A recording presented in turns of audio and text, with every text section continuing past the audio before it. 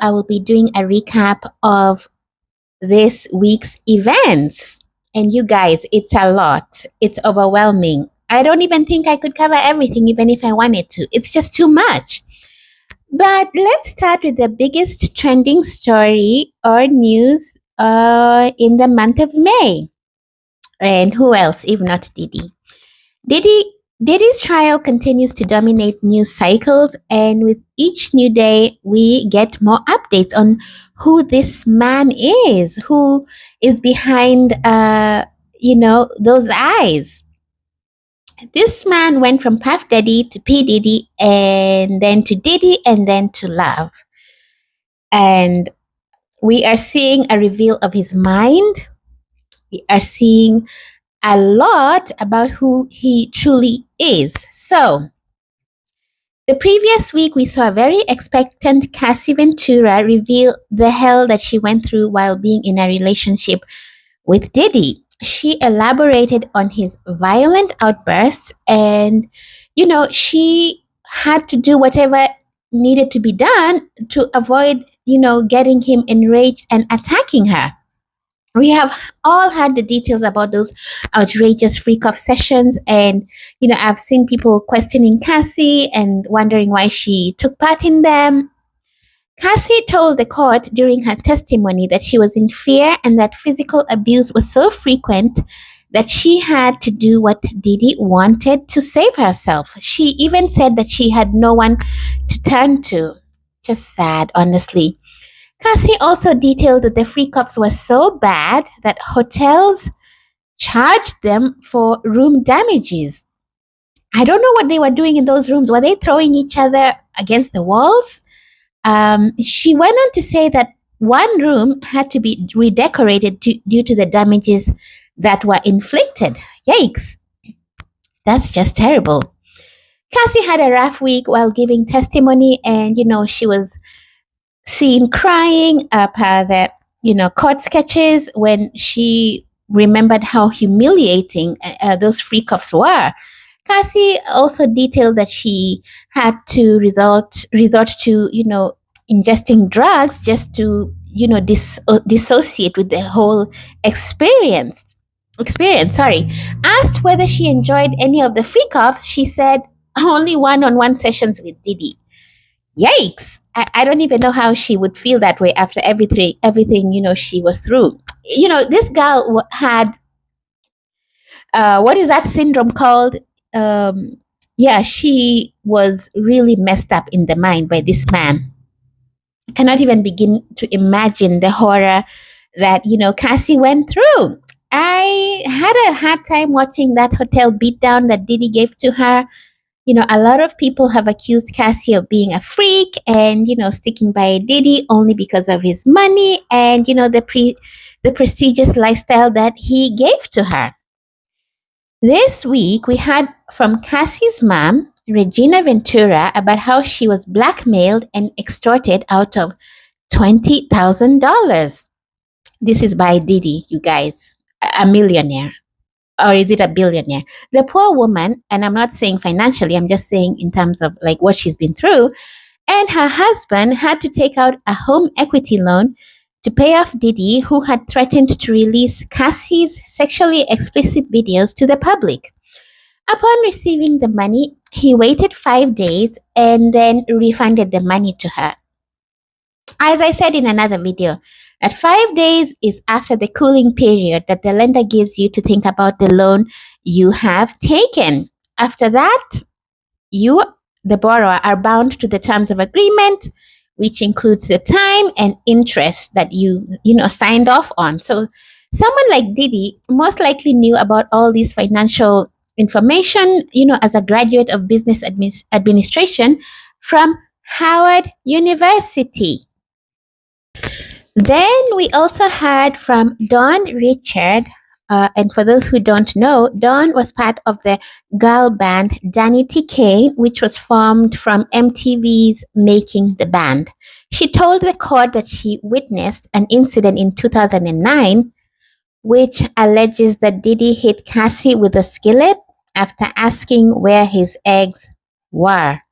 Now, This is insane. Dawn alleges that Cassie fell to the ground and remained in a fetal position. And you guys know when someone is in a fetal position, they're like protecting themselves in, like they're just, trying to protect themselves as much as possible.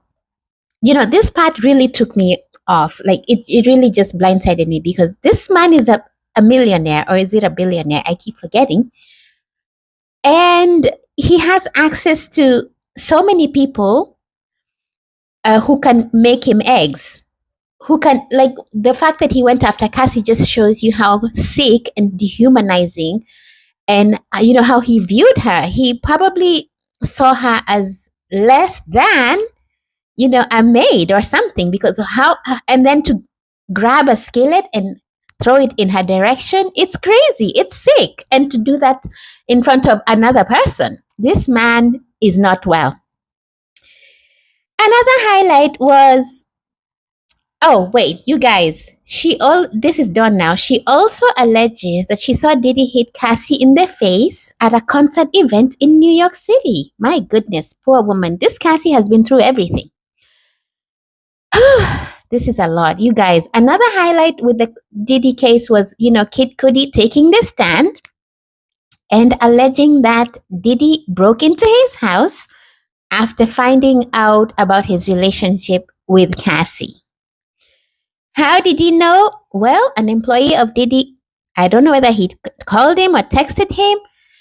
An employee told him that Diddy had broken into his house. So Kid Cudi called Diddy and said, MFO, what are you doing in my house? And the rapper apparently responded by saying, I'm waiting for you. Yikes, these guys, you guys, we should make a movie out of this because it's just too much. This would be a bestseller.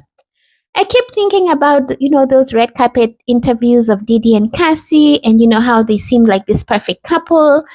And, people were saying, oh my God, Cassie is the woman that Diddy is going to marry. He didn't marry Kim. Cassie is the one. Meanwhile, all this horror was going on in the background. It's so scary. And, I've seen clips now in hindsight. When you look at some of the clips, you can see the body language was off. You can see that Cassie was not even really happy. My goodness. So the fact that Diddy calls himself love after doing all these hurtful things to people, it's insane. We'll just have to wait and see what happens, but it's a lot. Oh, by the way, I was thinking about those court sketches and how weird they look. How Cassie looked so bad, even though she's extremely gorgeous. And Diddy was looking like a saint. Isn't that strange? How, and then Kid Cudi was drawn as this other person who we don't know. The drawing and him are not the same person. But anyway, it's just an interesting thing how, Cassie, being the victim, looked so, what's the word? Like she looked very aggressive. And some of the drawings have made her to look like she initiated these freak-offs. Anyway, moving on to Meghan Markle. So Meghan Markle left quite the impression on the crew of an American Airlines flight who were left speechless, apparently. The crew were very excited to have her on board and wrote to her, I guess on a napkin, expressing their admiration, saying, quote, it was a pleasure serving you. We love you real bad. Meghan was equally gracious and wrote back saying, quote, dear AA girlies, thank you for the love, hospitality, and handwritten note. You know me well. All love back to you. As ever, Meghan. Okay, Meghan is not going to lose an opportunity to promote her brand. She is very savvy. She's a very smart woman. She knew this was going to go viral. She knew it was going to be posted. And, trust Meghan to use every opportunity to promote herself. I love this about her. Even though it was a heartfelt moment, she was still like, you guys don't forget about my brand. So you guys, Do you remember, like 3 weeks ago, Whoopi was trolling Meghan for using the HRH title? This whole conversation on the View show that is, came after an incident a year prior about a friend of Meghan who received a case of strawberry jam. I guess this is when Meghan was promoting her American Riviera Orchard or whatever it was called. And, she included a note which had the HRH and Duchess of Sussex signage. The friend shared it publicly, and, Whoopi was bored about the whole story. She was like, wake me up when this is over. Um, so the friend, this is now the thing. We don't know whether the friend was genuinely like, flexing, like, oh my God, I can't believe you were able to get something from Meghan, or was she trying to say, look, she's using the HRH title when she's not supposed to? She's using it for commercial reasons, and Meghan and Harry are forbidden to use that per the Queen's orders. Anyway, sometimes Meghan is just doing too much, you guys. Like, I love her, but when she was out there chasing fires, that was just insane. Like, what are you doing? These fires were spreading so fast. The fire department over there was not even able to adequately chase after them, and you are here chasing the fires? Anyway, this is just what I'm saying. I just felt like you should be with your kids and, planning on how you're going to escape. Anyway, so per the late Queen, they are not allowed to use their titles publicly or even for commercial reasons. She's apparently still allowed to use it in private or when traveling abroad. So I guess we'll just have to wait and see. But you guys, when William becomes king, that is when they will learn about what those titles truly are. This man is going to change their lives. I don't know why William is so moody looking all the time. Like, I just feel bad for the people of the UK when he becomes king, because he just seems very, very grumpy all the time. Anyway, more on Meghan. So, Meghan posted a mood board to her followers on IG, and the haters were pissed off big time, labeling her as, a narcissist, and, labeling the mood board as cringe. Meghan was sharing her 7 years marriage to Harry. She showed a bunch of pictures of them together, their kids, and even, a baby scan. So haters were saying, she's trying too hard to prove that her marriage is a happy one. I don't even know how Meghan does this. It's not easy. Like, her breathing is a problem for a lot of people.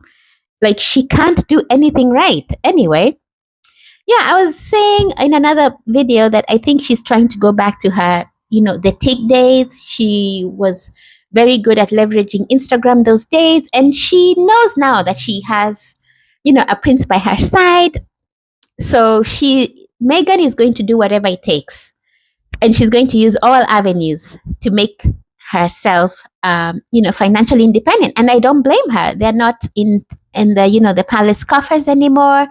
They have to, after leaving the royal family, they have to source income for themselves. So I don't blame her for just going above and beyond and reminding her followers about her brand.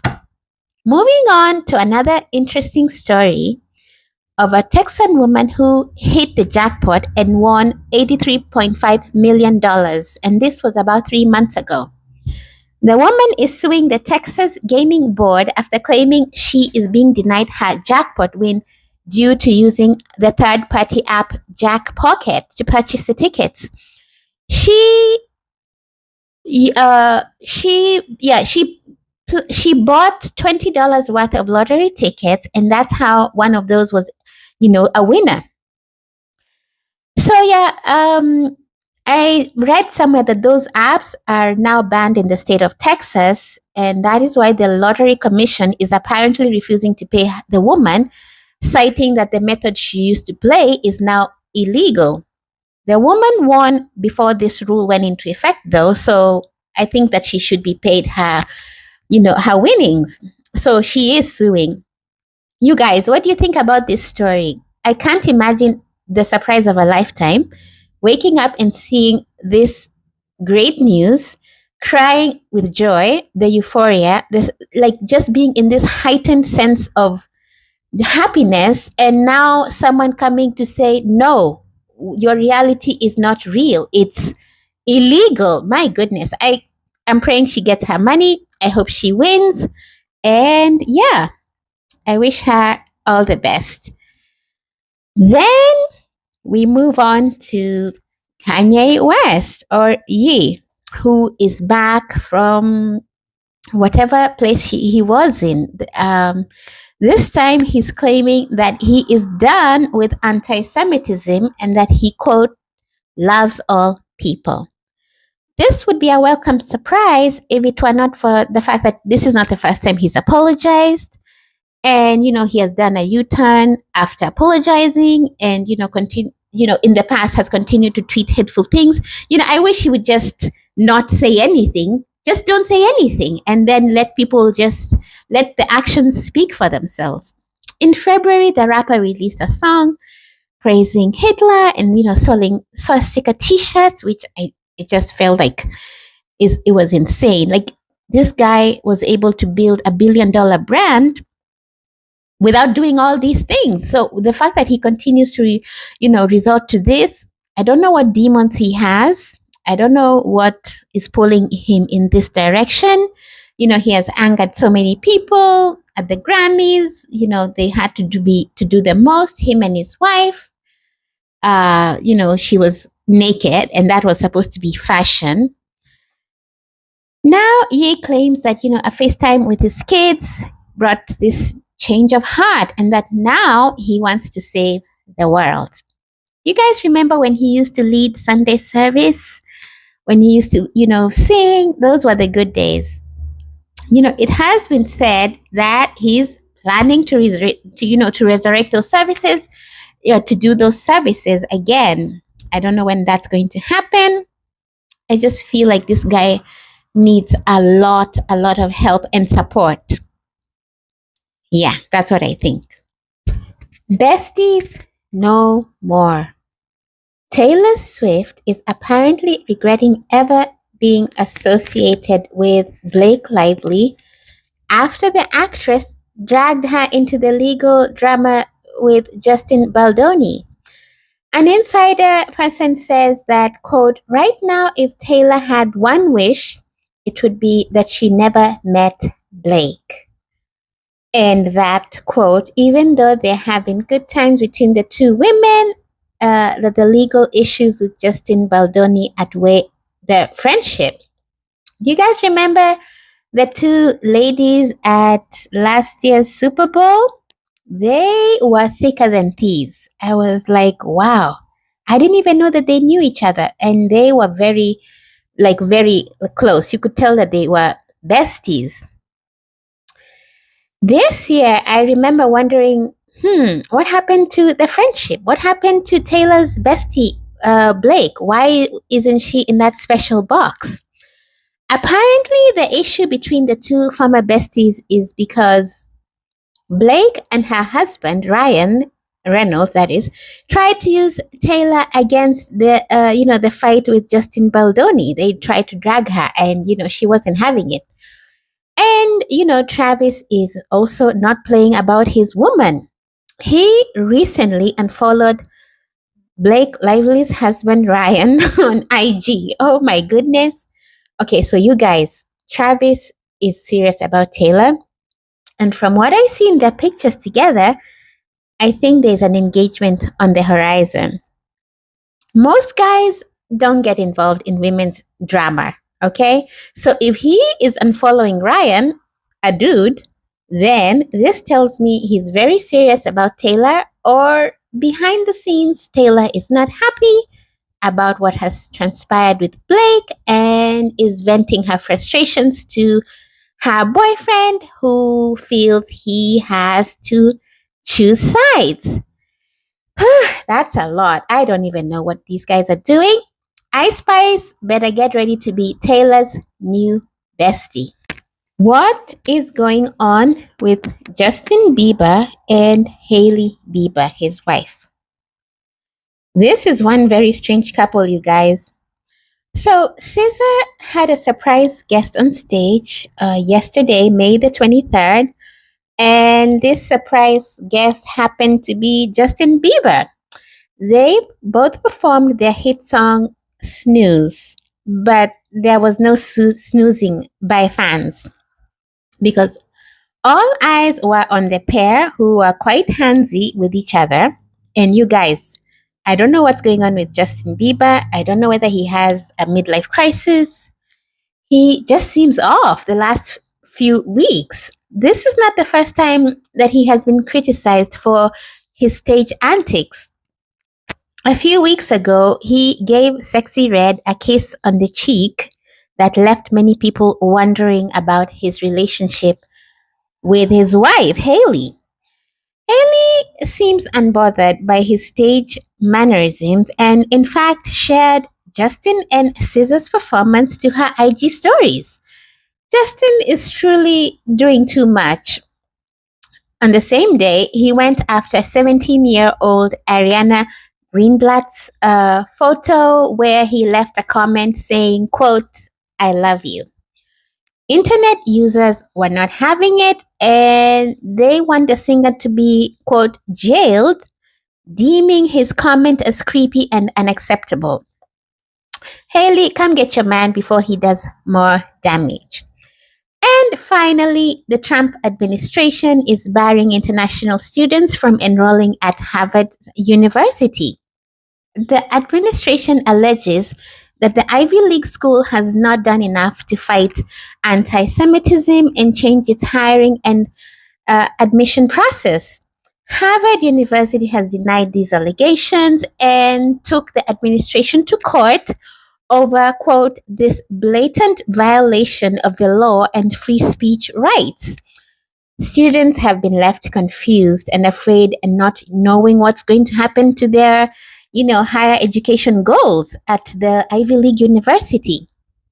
Some are worried that, once they leave for summer holidays, they may be denied re-entry at the airport. Others who are looking to start their studies this fall have been left confused and not knowing what to expect going forward.